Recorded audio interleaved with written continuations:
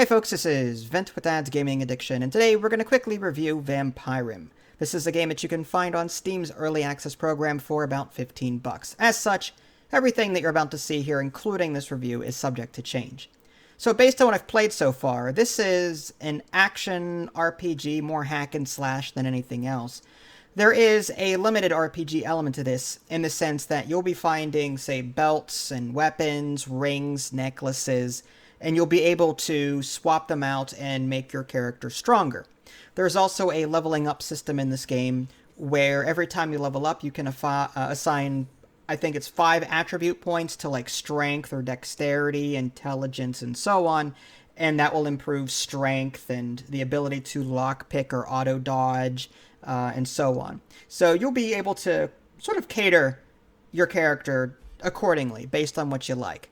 Again, a lot of these things that you can put on, a lot of this equipment you can put on is sort of focused on, okay, this equipment has lifesteal, or this one has crit strike, or this one gives you resistance to garlic, or whatever.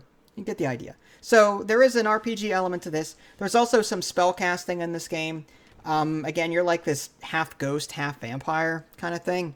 And you can teleport, which is kind of easy enough. You use your mouse wheel to select what you want to do. And then, if you want to teleport, hold in right mouse button, pick your spot, and you'll teleport over to it. Really cool. There's a heal ability. There's a sight ability where you can see all the hidden objects. Puzzles in this game seem to be fairly light, in the sense that I need to open this door, so I need to follow the wires around the map until I find the wall switch. I interact with that, then off I go. There are locked doors you need to find keys for. But most of your time is going to be exploring this maze. Every map is sort of broken up, into, various sections of hallway or rooms. And a lot of them, branch off in different directions. So you'll be sort of going around trying to find all of the hidden stuff. The game does reward you at the end of a particular map, depending on how many vases you've destroyed. So you're going to be smashing a lot of barrels, destroying a lot of stuff, trying to find a lot of hidden loot. Like, the game really rewards you for really going the extra mile and exploring things. Now, inventory in this game isn't like a typical RPG. Inventory management, you can actually organize different items in your inventory to synergize bonuses. I believe they're called elemental stones. They just provide you with a passive boost of some kind to your weapon. So depending on how you arrange these elemental stones, your character will receive different bonuses, which is kind of cool. Boss battles in this game, fairly cool. The map is generally very open, so, you can attack, you can, do a ranged attack and then run. Some spots of the boss battle map have explosion areas to where you can telepathically set them off. So sometimes a smart battle is just, lure the boss over to this spot, use your telepathy to blow this pot up, and it'll do a bunch of damage. There is sunlight that will sometimes peek through into the dungeon, so you have to avoid those because you'll take damage. If you run very fast for like more than 3 seconds, you'll turn into this really cool ghost form. I don't know if it really does a whole lot, other than just look cool. I think you move slightly faster in doing so.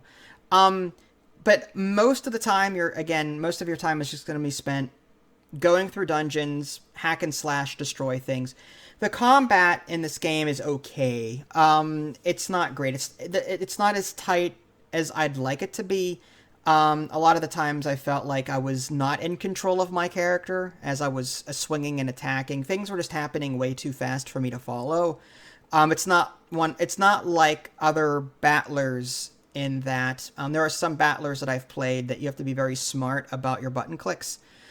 This game is more, found one, click, click, click, click, click. On occasion, you can double press D or A or S to, like, dodge to the side or dodge backward. There's that. But a lot of times it was just me spamming my attack and using my abilities smartly to dispatch enemies if there were a lot of them. There was a cool level that involved this wraith you couldn't kill. He just followed you around trying to reach you, and if you got too close, it would try and kill you and eat you. So you were trying to go around finding hidden areas while this indestructible threat was hunting you and chasing you down. That was cool. It was only the one level. I'm hoping that there's more. I've only experienced the one so far. There are a couple of jump scares in this game, just forewarning you.